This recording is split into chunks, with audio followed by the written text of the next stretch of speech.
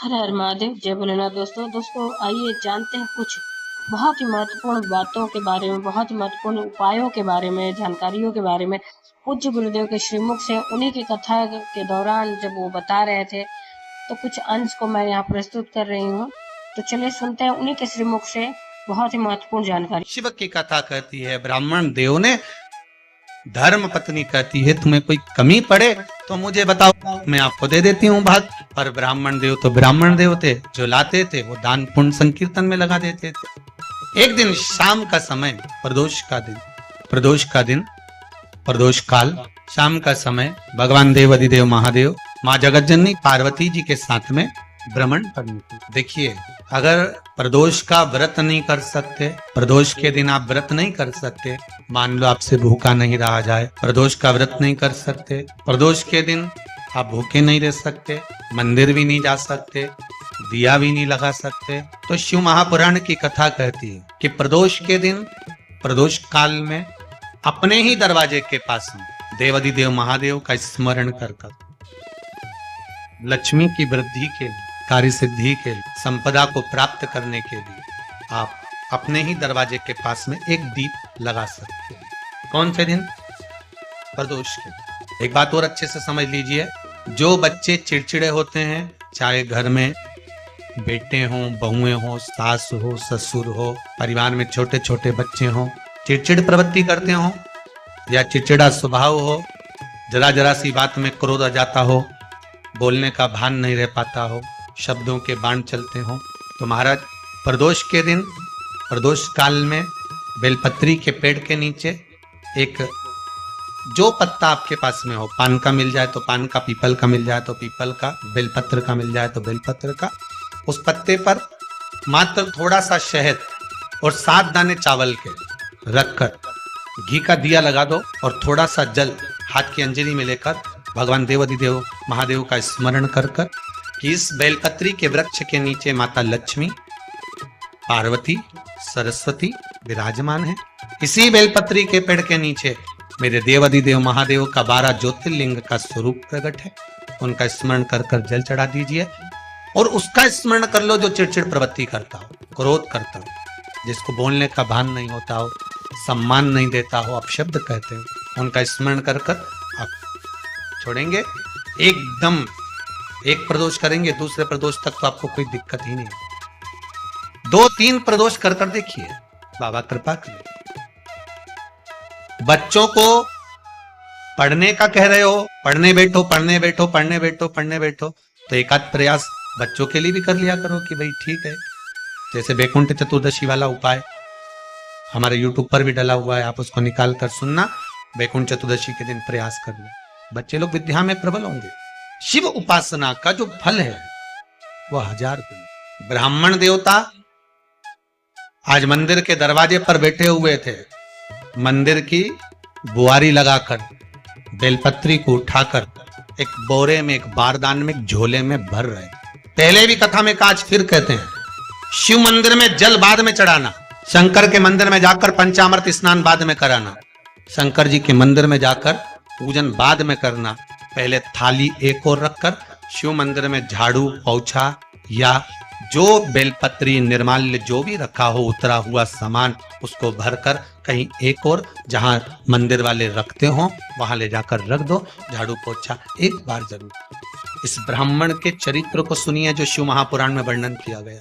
कार्तिक महत्तम की कथा कर रही है। कार्तिक मास में पड़ने वाले प्रदोष के दिन वो ब्राह्मण बेलपत्री को उठा उठा कर बारदान में भर रहा। पूजन करने से पहले सबसे पहले सफाई का ध्यान रखो और एक विश्वास रखो, मंदिर की सफाई नहीं कर रहे हो। फिर निवेदन करूंगा, आप मंदिर की झाड़ू नहीं लगा रहे हो, आप मंदिर की सफाई नहीं कर रहे हो, आप मंदिर में पोछा नहीं लगा रहे हो। जितना हाथ आप मंदिर में फेर रहे हो सफाई के लिए, उतना आपके जीवन में जितना दुख है, जितनी तकलीफ है, जितना कष्ट है, जितनी बीमारी, उस पर हाथ फेर रहे। मंदिर नहीं तो सारी दुनिया में जितने मंदिर हैं, सारे मंदिरों में ट्रस्टियों ने कुछ ना कुछ लगा के रखा है। स्वीपर आता है, साफ करके जाता है, ये आएगा सफाई कर जाएगा। पंडित जी होंगे तो बुआरी लगा देंगे, पंडित जी होंगे सफाई कर देंगे। उन्होंने तो पंडित जी को साफ कर दो, पंडित जी करते नहीं है। पहले आपका है कि आप मंदिर में आए हो तो पहले आप सफाई करो। क्यों? क्योंकि हम उसका द्वार साफ रखें। आज के समय में तो एक नियम हो गया साहब कि मंदिर में जाते हो तो मंदिर के दरवाजे पर चप्पल उतार के जाते हो, नहीं तो शास्त्र रीति तो ये कहती है कि मंदिर में भगवान सामने बैठा है तो उसके सामने चप्पल भी नहीं उतारना चाहिए। तो कई लोग कहते हैं मंदिर के अंदर थोड़ी ना उतार, हम तो जीने से भी बाहर, एकदम गेट के बाहर वहां उतार, पर सामने तो है ना, सम्मुख में तो है। तुम्हारे यहां अगर 4 लोग दिवाली मिलने आते हैं ना तो तुमने चप्पल रखने का भी स्टैंड बनाकर रखा है, साइड में उतारिए, देहली पर मत उतारो, थोड़ा साइड में उतारो, सामने से सब आते जाते रहते हैं, सामने उतारो, सम्मुख में क्यों उतार रहे? थोड़ा द्वार पे से दूर। कंकर से शंकर जब शरीर से लगेगा तब सुख भोगोगे, आनंद भोगोगे, सुख की प्राप्ति। अपने द्वार पर भी कितना सुंदर लिखा है भविष्य पुराण के अंतर्गत और विष्णु पुराण में, भृगु बाबा का चरण का चिन्ह भगवान विष्णु की छाती पर रहा, भगवान विष्णु की छाती पर भृगु बाबा के चरण का चिन्ह रहा, चरण का चिन्ह। भविष्य पुराण में लिखा है कि अगर हम मंदिर के द्वार पर घर के चौखट के एकदम सामने चप्पल उतार देते हैं 7 बार दिन भर में से, कितनी बार? 7 बार विष्णु पुराण कहती है ऐसा कोई दिन नहीं होता जिस दिन दरवाजे पर 7 बार लक्ष्मी आकर खड़ी नहीं होती। कल एक कथा कही थी आपको कि प्रत्येक मनुष्य के भाग्य में सुख लिखा है, केवल मंथन करना। भविष्य पुराण कहती है 7 बार लक्ष्मी प्रत्येक मनुष्य के दरवाजे पर जाकर खड़ी होती है, पर द्वार पर चप्पल होने के कारणवश वो लौट कर चली जाती है। बहुत ध्यान दीजिएगा महाराज, थोड़ा सा आपको बुरा लगेगा, लग जाए, पर शिव पुराण है, जीवन संवार देगी तो अच्छी बात है, जीवन संवार दे तो अच्छी बात है। मंदिर के द्वार पर हम जब चप्पल छोड़ते हैं, जिस मंदिर की चौखट पर चप्पल छोड़ी है, आप जितनी देर आराधना में लगे रहते हैं उतनी देर तक आपकी चप्पल पर जितने लोग लांग कर जाते हैं, जितने लोग लांग कर प्रवेश करते हैं, उसका भी दुख आपके भाग्य में आता चले जाता है। ध्यान दीजिएगा जरूर। चप्पल का भविष्य पुराण में पढ़िएगा कभी कि पादुका का महत्व क्या है, पादुका किस ओर उतारना चाहिए, पादुका को कहां रखना चाहिए, किस जगह पर बुआरी झाड़ू को रखना चाहिए, किस जगह पर चलनी को रखना चाहिए, सुई, उस सुई को जिस हाल में सब देखते हैं उस हाल में क्यों रखा जाता है?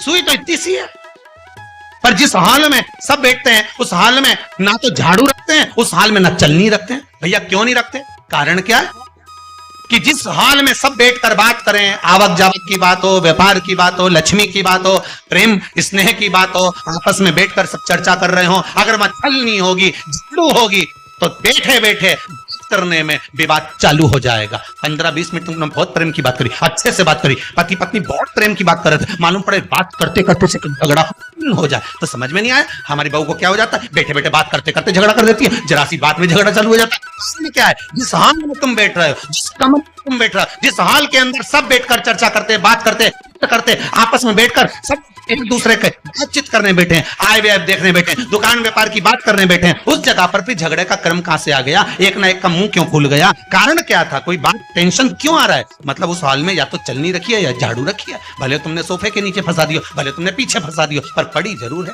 रखी जरूर है, कहीं ना कहीं पड़ी होगी।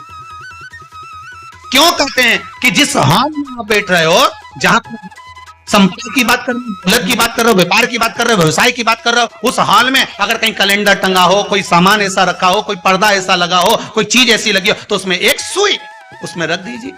क्यों कहते हैं? हमारे यहाँ दूल्हा भी जाता है ना, तो उसका जो साफा बनता है या जूता उसको पहनाते, उस तक में पिन टच करके भेज देते हैं। बोलो सही है कि गलत है?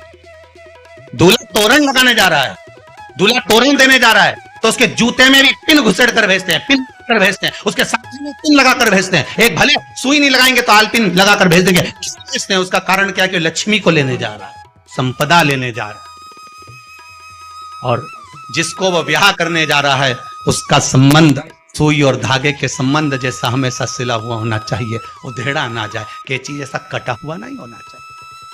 एक एक प्रमाण को जरा देखो तो। और दुनिया के लोग कहते हैं साहब हमारे यहाँ तो सुख नहीं है, शांति नहीं है। शांति तुमने भंग करी, कोई दूसरा भंग करा। चप्पल उतार दी दरवाजे पर, मंदिर के द्वार पर। हम तो यहाँ तक कहेंगे पशुपति व्रत करने जा रहे हो, पशुपति व्रत को धारण करने जा रहे हो, एक सोमवार मत पहनो चप्पल, जब मंदिर जा रहे हो तब दिन भर पहनो, मंदिर जाओ मत पहनो।